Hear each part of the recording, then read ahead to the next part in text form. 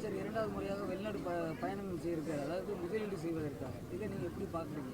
இல்லை, அதாவது ஒரு முதலமைச்சர் தமிழ்நாட்டை வளப்படுத்தணுங்கிறதுக்காக, தொழில்வளம் பண்ணணுக்காக அவர் வெளிநாடு போகிறாருன்னா அதை நம்ம குறை சொல்ல முடியாது. அதை வரவேற்கிறோம், அவர் செய்யட்டும்.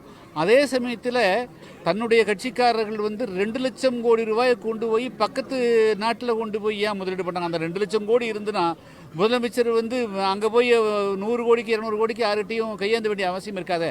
அதனால் அவங்க கட்சிக்காரர்கள் சிங்கப்பூரில், மலேசியாவில், துபாயில், மொரிஷியஸில், உலகத்தினுடைய பிற நாடுகளில் போடக்கூடிய முதலீடுகள் எல்லாம் கம்ப்ளீட்டாக இந்த நாட்டிலேயே போடுற மாதிரி அவர் முதல்ல அட்வைஸ் பண்ணார்னா அவருக்கு ரொம்ப சிரமம் கிடையாது.